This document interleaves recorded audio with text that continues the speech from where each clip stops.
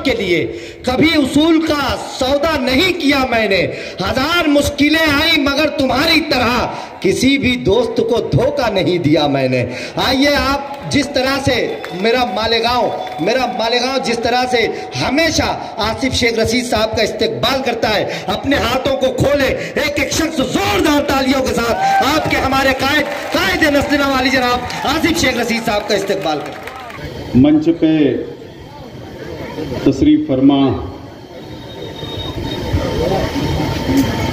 राष्ट्रवादी Congress party के तमाम जिम्मेदारान, 17 तारीख को शेख खलील साहब का इंतकाल हुआ।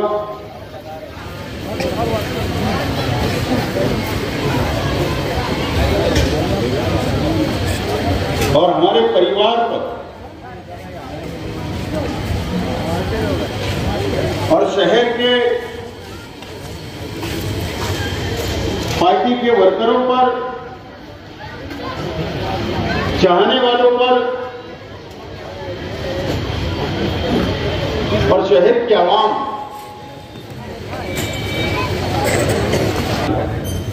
बहरहाल हमारा अपना ईमान है।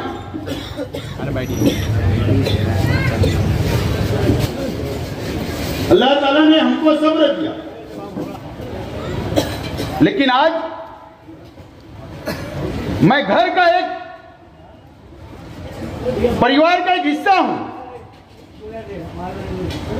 हमारे परिवार ने भी यह तय किया कि जिस तरीके से शेख खलील साहब का गरीबों के साथ हमदर्दी थी, लेना देना था, मदरसा और मस्जिद के अंदर जो काम किया करते थे, जो वो काम करते थे, इंशाअल्लाह हमारा पूरा परिवार उनके कामों को आगे बढ़ाएगा। ये बात का फैसला हमारे अपने परिवार के अंदर हुआ है।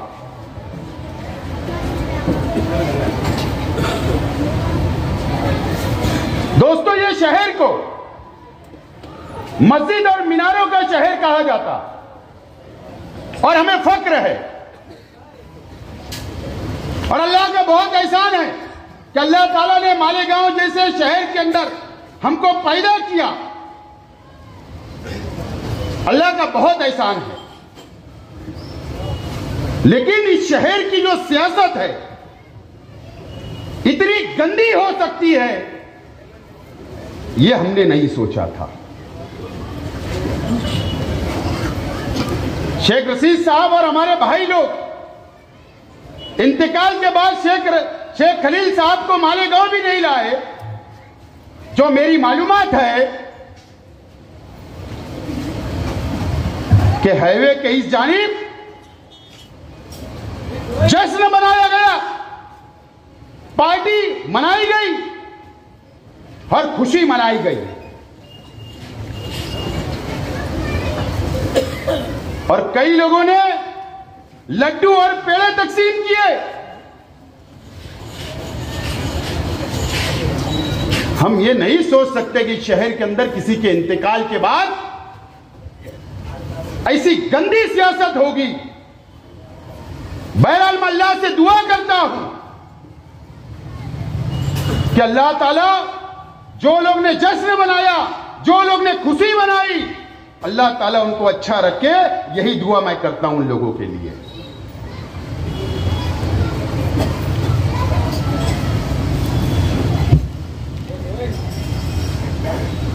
हमारे परिवार के साथ हमदर्दी रखने वाले हमारे कार्यकर्ता, खास तौर पर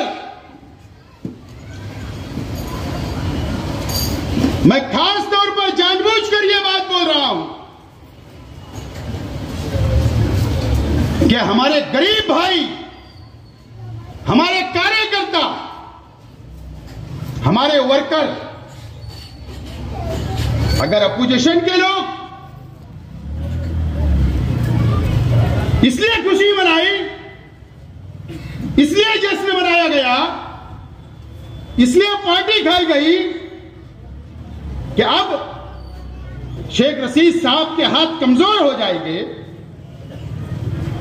हमारा परिवार टूट जाएगा, हमारे कार्यकर्ता टूट जाएंगे, इसलिए पार्टी बनाई गई। नेमुल बदल अल्लाह ताला देने वाला है, हमारी कोई औकात नहीं है कि नेमुल बदल हम लोग दे सके। लेकिन शेख खलील साहब का भतीजा हूं, शेख रशीद साहब का लड़का हूं, शेख सफी साहब मेरे दादा,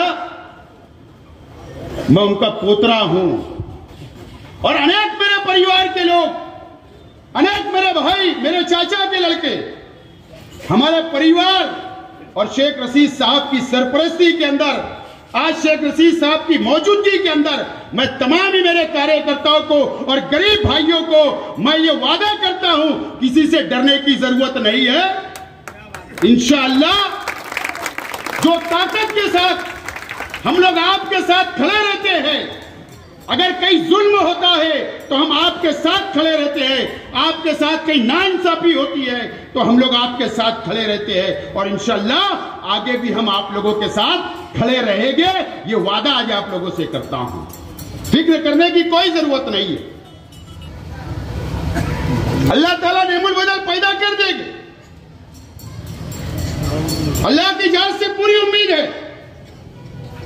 लेकिन यह आप लोगों को सोचना है कि इस शहर के अंदर भी इतनी गंदी सियासत होगी क्या, यह आप लोगों को सोचना है, हमको नहीं।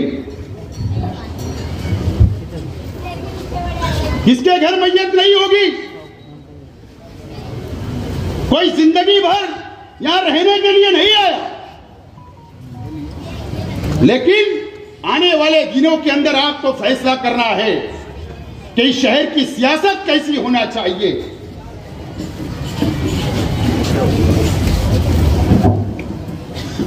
मैं आज आप लोगों से वादा लेने के लिए खड़ा हुआ हूं, ये तमाम ही लोग इस मजमे के अंदर या जहां तक मेरी आवाज जा रही है, आप वादा करो कि आप हमारे परिवार के साथ रहोगे या नहीं रहोगे। हाथ उठाकर मुझको बोलो, एक एक कार्यकर्ता हाथ उठाकर बोले हमारे परिवार के साथ मजबूती के साथ खड़े रहना है आपको। मैं आपका शुक्रिया अदा करता हूं, और आप अगर हमको हिम्मत देंगे, आप हमको अगर सियासी ताकत देंगे, तो ऐसे 10 अपोजिशन पार्टियां बनाए, खुशी मनाए, इंशाअल्लाह अल्लाह के सिवा हमारा कोई बिगाड़ नहीं सकता है। ये इनकी क्या औकात है, कोई बात डरने की जरूरत नहीं है।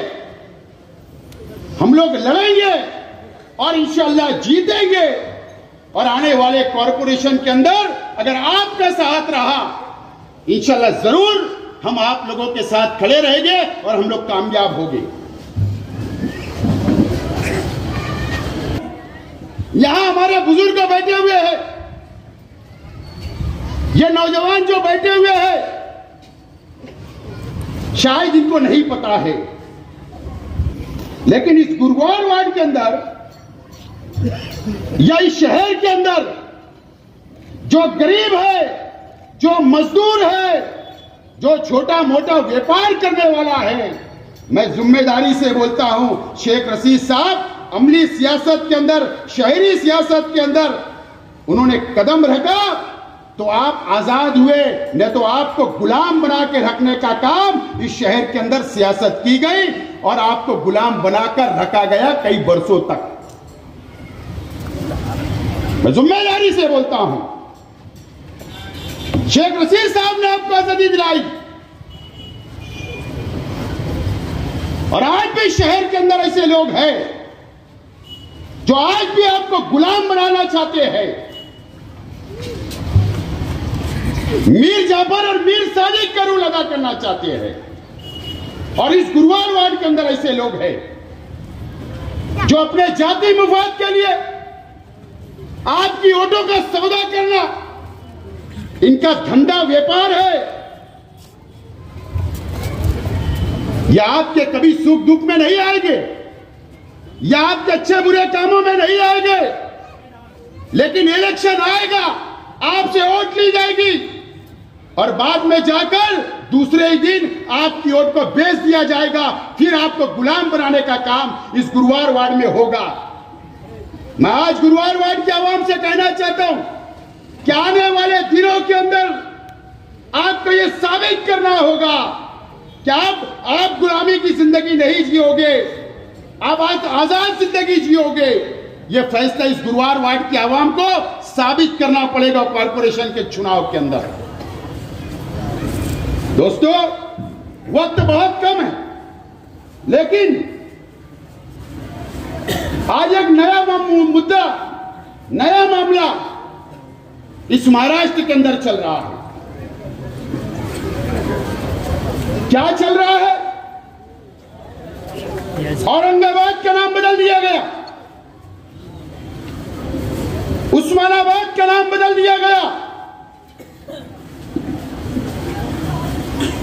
यह फितना जो आया नाम बदलने का, यह फितना किसने रख के गया, यह बता दो मुझे।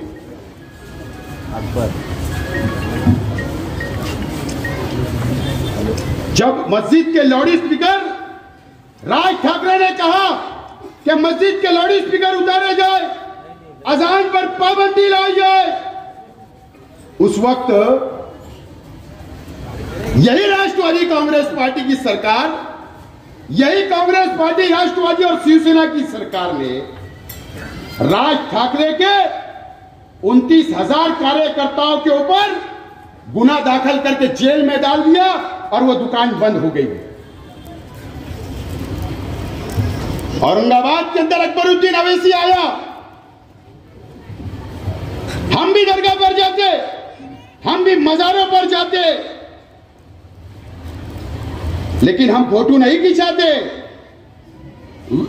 कैमरे वालों को नहीं ले जाते, टीवी चैनल वालों को नहीं ले जाते। एक स्क्रिप्ट लिखी गई थी बीजेपी के साथ मिलकर, और औरंगजेब रहमतुल्लाह अलैह उनकी मजार के ऊपर जाकर शूटिंग की गई, प्रेस वालों को ले जाया गया और वहीं से यह फितने ने जन्म लिया। उसके बाद भारतीय जनता पार्टी और ये सब शिवसेना के लोग सामने आए और मुखालफत की, और यही वजह है कि अगर मैं मजम्मत करता हूं शिवसेना वालों की, मैं मजम्मत करता हूं कि जो औरंगाबाद का नाम तब्दील किया गया, हम हमारी पार्टी के प्लेटफॉर्म से बोलेंगे, लेकिन ये दोनों भाइयों ने, असदुद्दीन अवैसी और अकबरुद्दीन अवैसी ने, इन्होंने इस हिंदुस्तान के मुसलमानों को का सत्यानाश करके रखा है, बर्बाद करने के ऊपर तुले हुए हैं। ये मुसलमानों को मरवाना चाहते हैं, मुसलमानों का कत्ल आम करना चाहते हैं, इनके वजह से मुसलमान मारे जा रहे हैं। आज मैं जिम्मेदारी से बोल रहा हूं, हमको आंख खोलना चाहिए। हम हिंदुस्तान में रहते, मरकज के अंदर भारतीय जनता पार्टी की सरकार है, कल सरकार महाराष्ट्र में तब्दील हो गई, कांग्रेस, राष्ट्रवादी और शिवसेना की सरकार चली गई। अब कल से क्या होगा? 2.5 साल कोई फसाद नहीं हुआ, मुसलमानों को नहीं लूटा गया, मकाने नहीं जलाए गए, लेकिन ये भारतीय जनता पार्टी और ये शिवसेना के जो गढ़ गया, उनकी सरकार बन गई। और उनका मिशन क्या है आपने देख लो कि हिंदुत्व के नाम पर एक हुए, हिंदुत्व के नाम पर। अगर आने वाले दिनों के अंदर ये दो भाई खलीफा को, ये इमाम वालों को, ये पार्सल मालेगांव में कारपोरेशन के चुनाव में आएगा, ये पार्सल को वापस भेजने का काम आप लोगों को और शहर के आवाम को करना है। और इस हिंदुस्तान के मुसलमानों को और हिंदू भाइयों को ये मैसेज देना है कि हम इस हिंदुस्तान के साथ है, हिंदुस्तान के मुसलमानों को मरने नहीं देंगे। ये बात का फैसला आप लोगों को करना है। मैं आप लोगों से 1 मिनट के अंदर मेरी बात खत्म करूंगा कि मैंने क्योंकि उन्वान दिया था कि मुकामी एमएलए ने राज्यसभा के अंदर क्या सौदा किया, इसलिए मुझे बोलना पड़ रहा है, वक्त कम है। 16 जून की बात बोल रहा हूं। लिख लो, 16 जून को 4 बजे से 6 बजे तक ये दिल्ली में कौन से मिनिस्टर के पास बैठे हुए थे। 20 जून को राज्यसभा की वोटिंग थी, और ये 16 जून को दिल्ली के अंदर मुख्तार अब्बास नकवी के ऑफिस के अंदर मुकामी एमएलए बैठा हुआ था। और ये फोन आया कहां से, दिल्ली कहां से फोन गया? सागर बंगला जो कल और आज बहुत मीडिया में चल रहा है, मलबार हिल के ऊपर मुंबई में, वहां से फोन गया कि इनकी हज की फाइल मंजूर कर दो। इनके लिए हज की बात नहीं, ये तो वो भी वीजा मांगने गए भीख में कि सरकार के कोडे से मुझे भेजो हज पर, लेकिन हज की फाइल मंजूर कराने का सौदा किया गया और मालेगांव के मुसलमानों की वोट को बेच दिया गया और राज्यसभा के अंदर भारतीय जनता पार्टी का उम्मीदवार चुनकर चला गया। मैं आज बुनकर भाइयों से पूछना चाहता हूं, मुझे गौठान के अंदर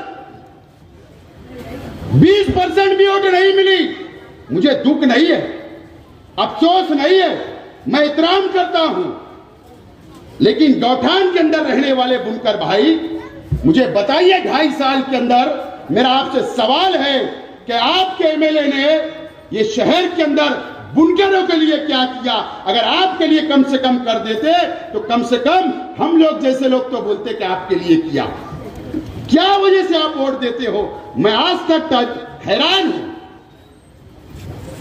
आपको भी समझना पड़ेगा, न तो हुकूमतें बदल रही, ऐसे शख्स अगर बैठेगा तो इस शहर की सरहद पर बात होगी, इसके जिम्मेदार भी आप लोग होंगे, क्योंकि आपका फैसला अच्छा नहीं होता है। मैं ज्यादा वक्त नहीं लेते हुए सिर्फ इतना बोलूंगा, आने वाले कारपोरेशन के चुनाव के अंदर आपको ईंट से ईंट बजाना है और इंशाअल्लाह 40 पार आप लोग चुन कर दोगे और हमारा और शेख रशीद साहब का हाथों को मजबूत करेंगे। बहुत बहुत